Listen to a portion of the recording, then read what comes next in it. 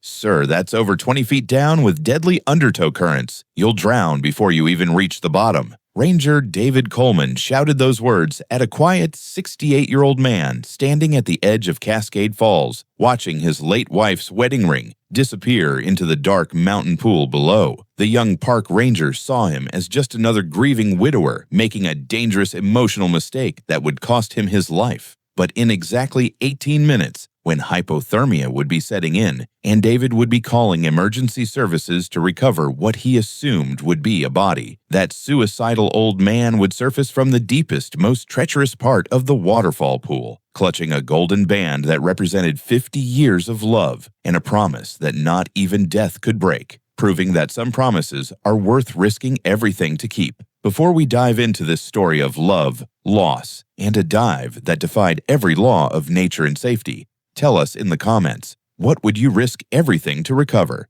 And if you believe that true love means keeping your promises even after death, hit that subscribe button, because this story will show you that the most dangerous dives are sometimes made not for glory, but for the memory of someone who meant everything. 3 weeks earlier, Frank Morrison had made a promise to his wife of 50 years as she lay in their bed at Mercy General Hospital. Margaret's once bright blue eyes, now clouded with the fatigue of her final battle with cancer, had found his weathered face in the dim morning light. "Frank," she had whispered, her voice barely audible over the steady beep of monitors. "Do you remember our first anniversary, when you took me to Cascade Falls?" Frank's throat tightened as he squeezed her frail hand, feeling the familiar weight of her wedding ring, the simple gold band he'd saved 3 months of his Navy salary to buy back in 1974. "How could I forget? You said it was the most beautiful place on earth." Margaret managed a weak smile. I want my ashes scattered there, at our waterfall. Promise me, Frank. Promise me you'll take me home, to where we first said we'd love each other forever." "I promise, Maggie," Frank had whispered, pressing his lips to her forehead. "I promise I'll take you home." She had passed away 2 days later, her hand still in his, her wedding ring still gleaming on her finger after 5 decades of shared dreams, shared struggles, and unwavering love. Now, 21 days after Margaret's funeral, Frank stood at the edge of Cascade Falls on a crisp October afternoon, carrying the small wooden urn containing his beloved wife's ashes. The autumn colors painted the Blue Ridge Mountains in brilliant reds and golds, just like they had on their first anniversary 50 years ago when they were young and the world seemed full of endless possibilities. "This is it, Maggie," Frank whispered to the urn, his voice carried away by the thundering waterfall. "Our place, just like you wanted." With trembling hands, he opened the urn and began to scatter Margaret's ashes into the mist, where the waterfall met the pool below. The fine gray powder caught the afternoon sunlight, dancing and swirling in the air like stardust before settling gently on the water's surface. But as Frank reached to close the empty urn, his grief-numbed fingers fumbled with the wooden lid. It slipped from his hand, striking his wrist and causing him to jerk backward. The sudden movement sent Margaret's wedding ring, which he'd been carrying loose in his jacket pocket, unable to bring himself to put it away, flying through the air. Time seemed to stop as Frank watched the golden band arc through the sunlight and disappear into the deep blue water with a soft splash that was immediately swallowed by the roar of the falls. "No," Frank cried out, his voice raw with anguish. "Margaret, no! I'm so sorry."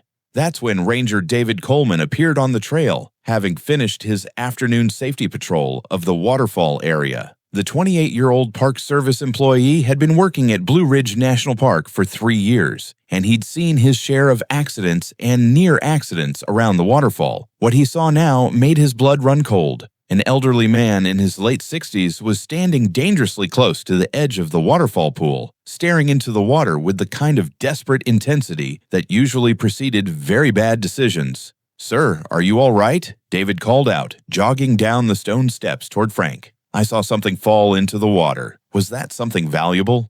Frank looked up, his gray hair disheveled, his weathered face etched with pain that went far deeper than any physical injury. "My wife's wedding ring," he said simply. 50 years she wore it. I was scattering her ashes here, our special place. And the ring, it's gone.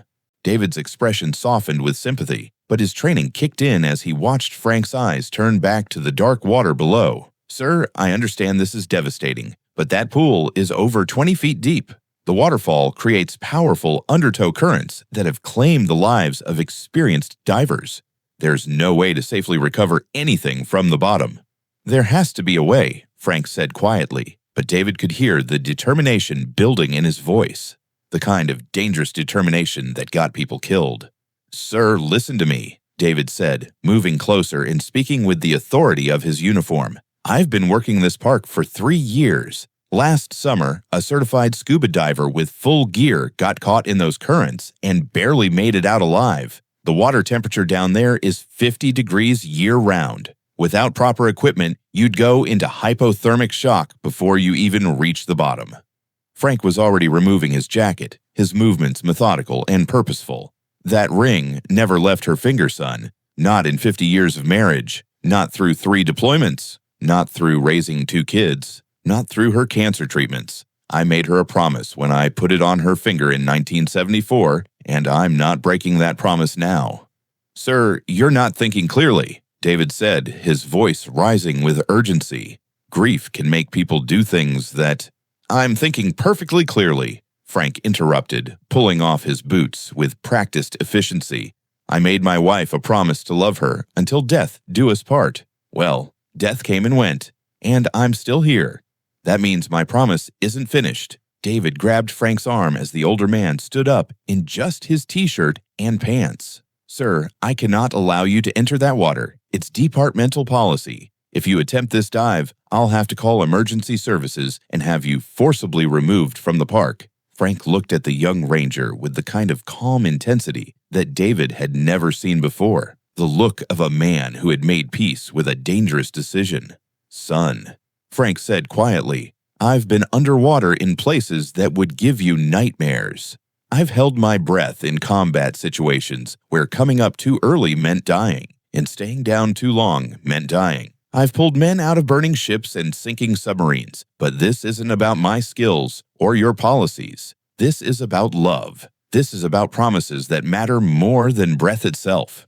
"Sir, please," David pleaded, "think about your family. Think about—" "I am thinking about my family," Frank said, his voice steady as granite.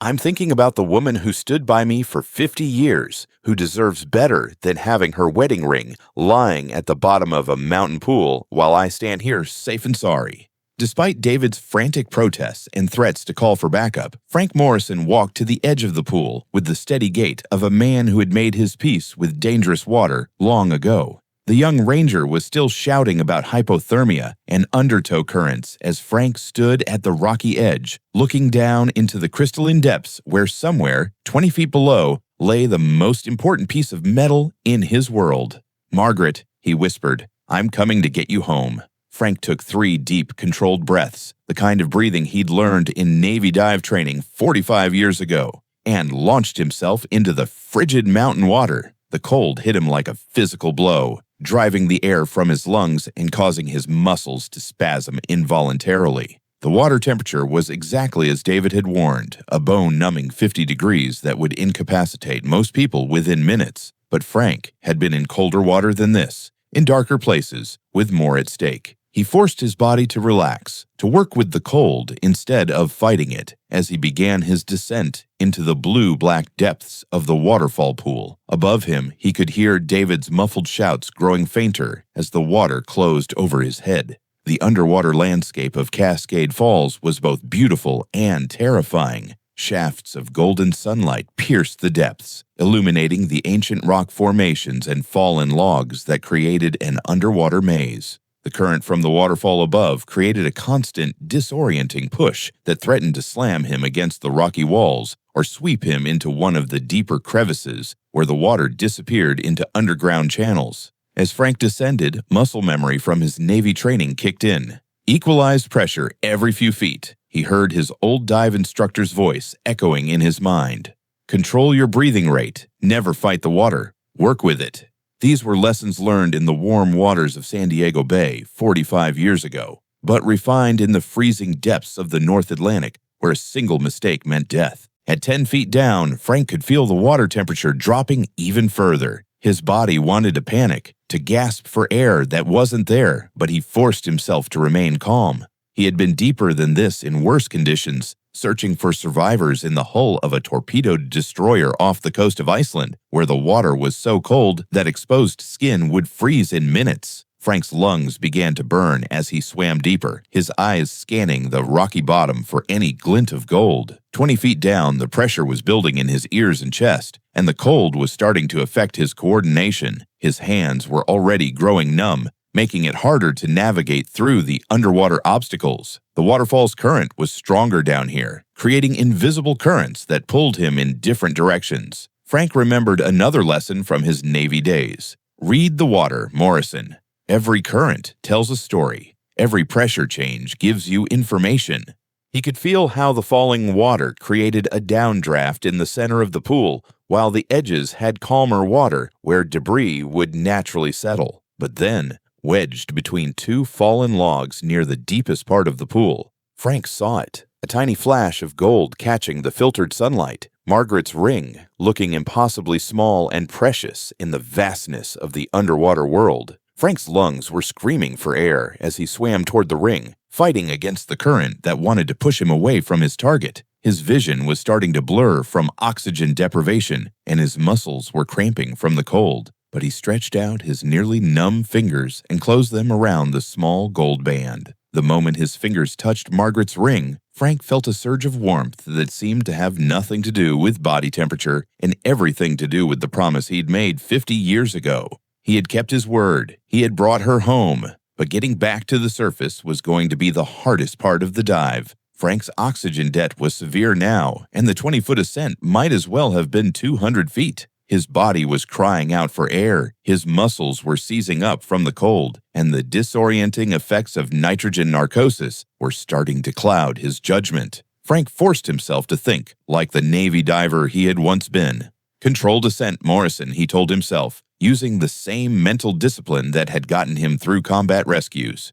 Too fast, and you'll get decompression sickness. Too slow, and you'll black out before you reach air. He began swimming upward, fighting every instinct that told him to rush to the surface. The waterfall current tried to push him sideways into the rocky walls, but Frank used the same technique he'd learned during ship rescues, using the current instead of fighting it, letting it carry him toward the calmer water near the edge of the pool. His vision was tunneling now, darkness creeping in from the edges as his oxygen-starved brain began to shut down non-essential functions. But Frank could see the surface above him, could see the golden afternoon light dancing on the water like a promise of breath and life. Above the surface, Ranger David Coleman was having the worst day of his 3-year career. He had watched a 68-year-old man disappear into water that he was certain would claim the elderly diver's life, and he was frantically trying to decide whether to call for emergency services or attempt a rescue himself. David had basic water safety training, but he wasn't a certified rescue diver, and he knew that jumping into those same deadly currents would likely result in 2 casualties instead of 1.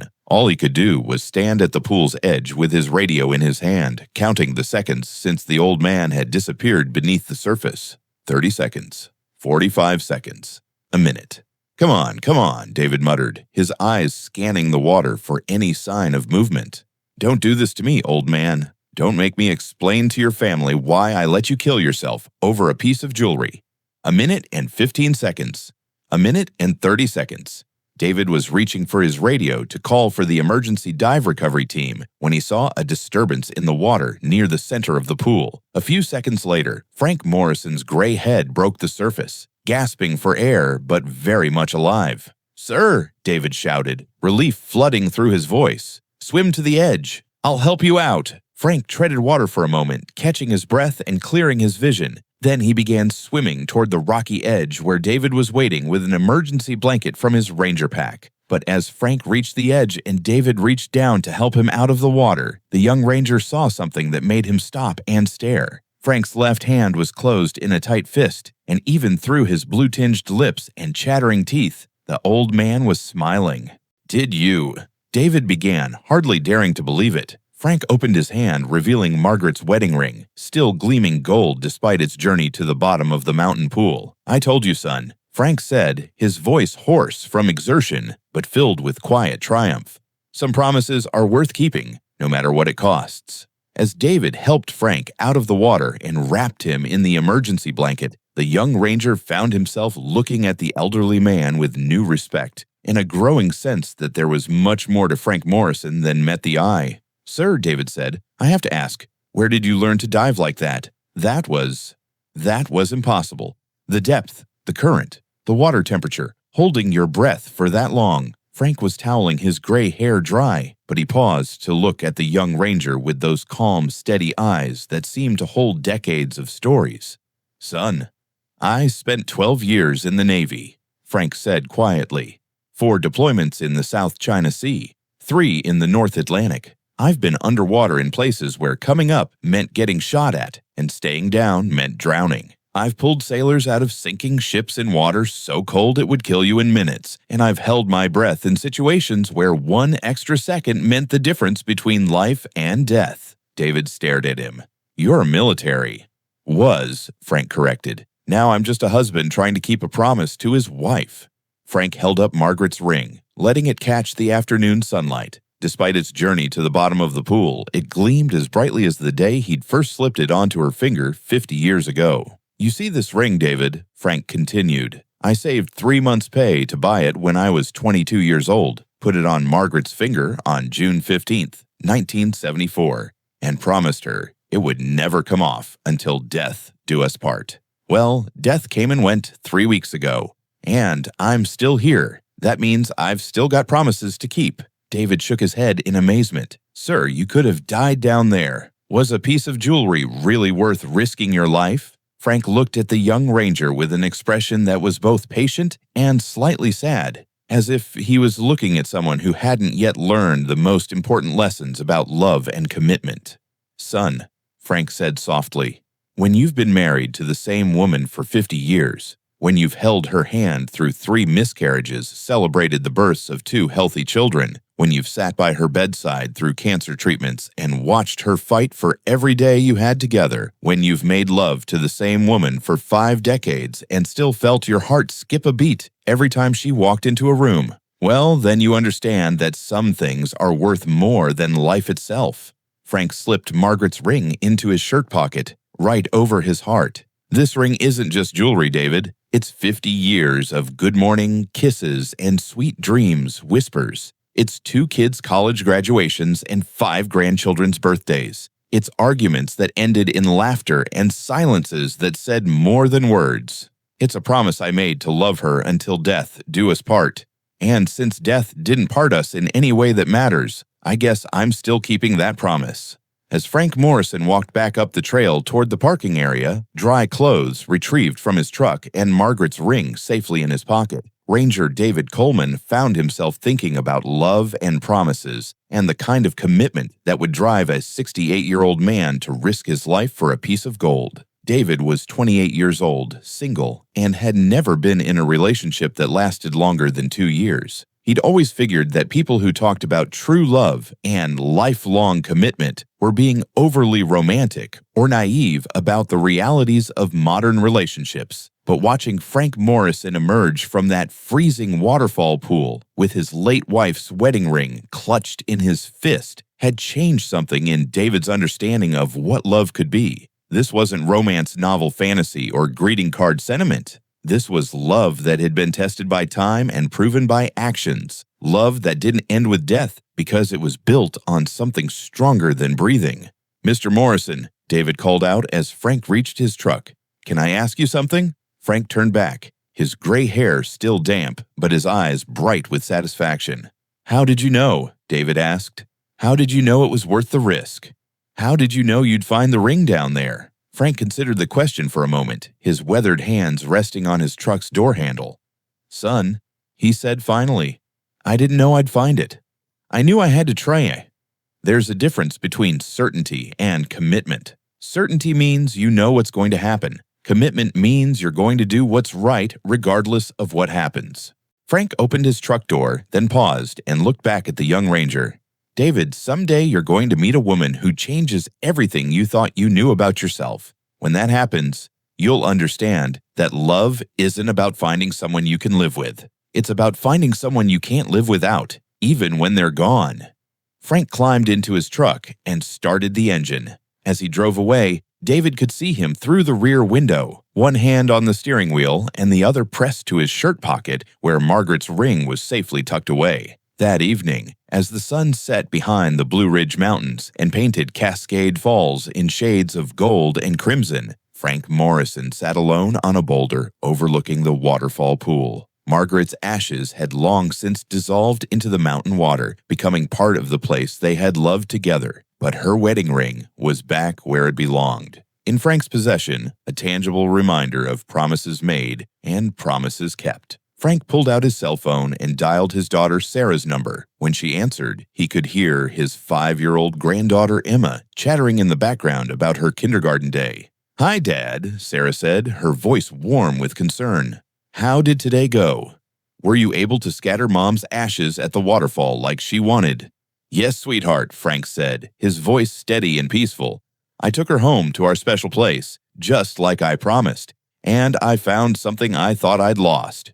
"What do you mean?" Frank smiled, his fingers closing around Margaret's ring in his pocket. "I'll tell you when I get home. But Sarah, your mother would want you to know that some promises are worth keeping forever, no matter how hard it gets to keep them." As Frank ended the call and sat watching the waterfall in the gathering dusk, he felt Margaret's presence as strongly as he had on their first anniversary 50 years ago. Death hadn't parted them after all. It had simply moved their love to a different place, where promises mattered more than breath and commitment transcended the limitations of mortality. The golden ring in his pocket caught the last rays of sunlight, gleaming like a beacon of the kind of love that doesn't end with death because it was never dependent on life to begin with. Frank Morrison had made his wife a promise 50 years ago, and today, 20 feet underwater in a freezing mountain pool, he had proven that some men still understand that a promise made in love is a debt that can only be paid with devotion that lasts beyond death itself.